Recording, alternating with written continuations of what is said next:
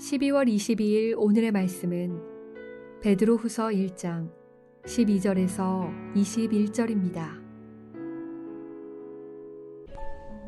그러므로 너희가 이것을 알고 이미 있는 진리에 서 있으나 내가 항상 너희에게 생각나게 하려 하노라. 내가 이 장막에 있을 동안에 너희를 일깨워 생각나게 함이 옳은 줄로 여기노니 이는 우리 주 예수 그리스도께서 내게 지시하신 것 같이 나도 나의 장막을 벗어날 것이 임박한 줄을 알미라. 내가 힘써 너희로 하여금 내가 떠난 후에라도 어느 때나 이런 것을 생각나게 하려 하노라. 우리 주 예수 그리스도의 능력과 강림하심을 너희에게 알게 한 것이 교묘히 만든 이야기를 따른 것이 아니요 우리는 그의 크신 위엄을 친히 본 자라. 지극히 큰 영광 중에서 이러한 소리가 그에게 나기를 이는 내 사랑하는 아들이요 내 기뻐하는 자라 하실 때에 그가 하나님 아버지께 존귀와 영광을 받으셨느니라. 이 소리는 우리가 그와 함께 거룩한 산에 있을 때에 하늘로부터 난 것을 들은 것이라. 또 우리에게는 더 확실한 예언이 있어 어두운 데를 비추는 등불과 같으니 날이 새어 샛별이 너희 마음에 떠오르기까지 너희가 이것을 주의하는 것이 옳으니라. 먼저 알 것은 성경의 모든 예언은 사사로이 풀 것이 아니니 예언은 언제든지 사람의 뜻으로 낸 것이 아니요 오직 성령의 감동하심을 받은 사람들이 하나님께 받아 말한 것임이라.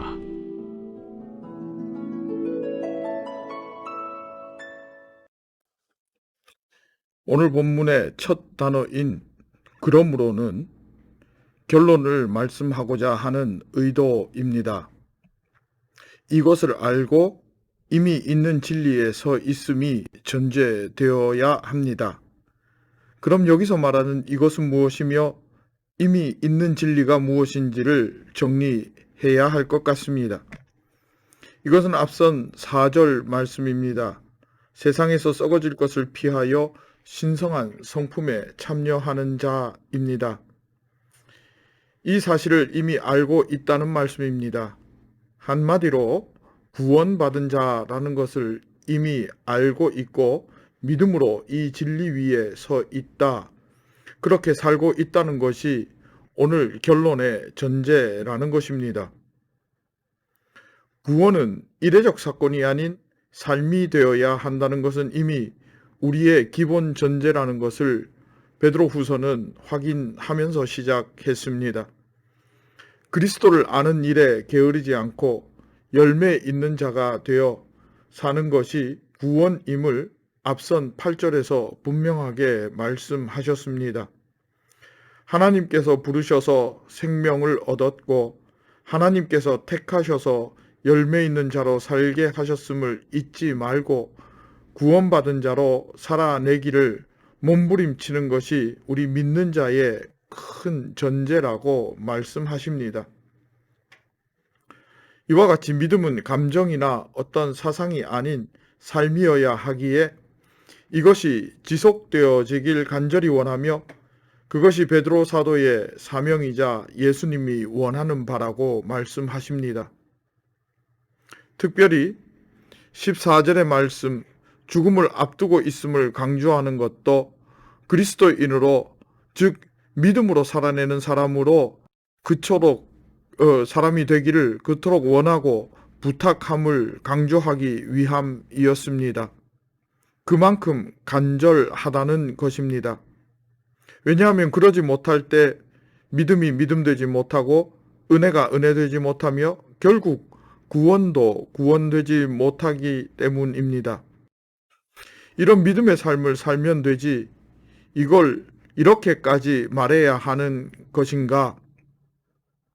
그 이유는 다름 아닌 이 공동체 안에 거짓 선지자 그리고 거짓 교사들이 있어서 이러한 믿음의 삶을 송두리째 흔들어 버리기 때문이었습니다. 이들의 특징이 있습니다. 이성적이고 합리적이며 과학적이고 논리적 접근을 즐겨 했습니다. 창조주여 역사의 운행자 되시는 하나님을 인정합니다. 믿는다고 합니다. 그런데 문제는 unvisible입니다. 보이지 않는다라는 것 때문에 그들은 함정에 빠져버린 사람들입니다. 여러분, 우리의 믿음을 한번 돌아보겠습니다. 우리가 믿는다는 것에 있어서 가장 강력한 힘은 기적적이고 때로는 초자연적인 체험 내지는 초월적 존재와의 신비한 만남입니다. 그런데 이것은 결코 논리적이나 과학적으로 설명 안 되는 부분입니다. 어떤 점에서는 굉장히 주관적일 수밖에 없고 증명으로 보여줄 수 있는 것은 더더구나 아니었습니다. 그런데 이런 경험이 없는 사람들에게는 나의 주관적인 이러한 경험들은 뚱딴지 같은 이야기가 되고 너만이 할 수 있는 주관적 경험이고 그래서 들어서 이해도 안 되고 경험한 너에게는 의미 있을지 모르나 내게는 의미 없는 울리는 꽹과리와 같은 소리에 불과한 것이 되어버립니다. 그러나 여러분, 이성적, 합리적, 논리적, 과학적 접근은 먼저 듣는 사람이 잘 이해할 만하고 납득할 만한 공감과 공동 인식을 이끌어냅니다. 그래서 저항이나 거부감이 적습니다. 설득당해도 기분 나쁘지 않습니다. 그리고 또 한 가지, 이렇게 논리적이고 이성적이고 합리적으로 말하는 사람 스스로를 돋보이게 해줍니다. 특히 우리 인간의 역사는 살아가면 살아갈수록 과학적이기를 추구하였고 과학적 증거를 드러내고 밝혀내면서 증명하는 데에 희열을 느끼기까지 했습니다. 지금도 역시 마찬가지이지 않습니까? 과학적 어떤 결과물과 산물들을 보면 감탄합니다. 그리고 즐겨 이용합니다. 그래서 이런 것에 믿음의 삶, 구원의 삶, 성령 충만한 삶을 빼앗겨서는 안 된다는 것을 사도 베드로는 자기의 죽음이 임박했다는 것까지 말하면서 당부하고 그들에게 부탁하고 있는 것입니다. 그러면서 베드로가 말씀하시는 것은 제자들 중에서도 딱 3명만 경험한 변화산의 경험을 말합니다. 굉장히 주관적인 경험입니다. 논리적으로 증명이 되지 않습니다. 과학적으로도 마찬가지입니다. 예수님께서 모세와 엘리야를 만났다. 몸이 변형되었다. 그것을 내가 봤다. 여러분은 어떻게 증명할 수 있겠습니까? 그러면서 사도 베드로께서 이 변화산의 경험을 말씀하시는 것은 우리의 구원은 이와 같이 예수의 능력으로 육신의 죽음과 부활로 결코 논리적으로 설명되어질 수 없는 이러한 일들로 이루어진 것임을 강조하고 있습니다. 믿음의 문제라는 것입니다. 그리고 성경을 통해 그 구원을 이어가는 삶을 살아야 한다는 것을 말씀하시고 부탁합니다. 우리의 믿음이 완성되는 그 순간까지 경주를 놓쳐서는 안 된다 하십니다.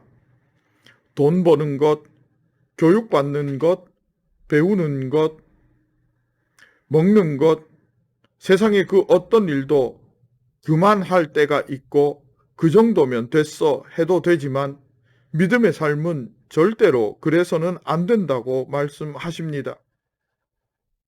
여러분, 우리도 이 믿음의 삶 이어나가기를 애쓸 것입니다.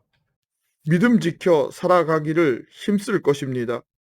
세상의 유혹은 물론 교회 내의 거짓된 생각, 풍조, 신학 등에 흔들리지 않고 하나님과의 그 언약의 관계를 지켜 나갈 것입니다. 그래서 우리는 결국에는 승리할 것이요 주와 함께 동행하는 아름다운 역사를 이루어내며 천국이 나의 것이 될 것임을 분명히 믿습니다. 나아갑니다. 사랑하는 성빈의 권성 여러분, 이 믿음으로 살아 오늘도 승리할 수 있기를 진심으로 소망하고 축복합니다. 함께 기도하겠습니다.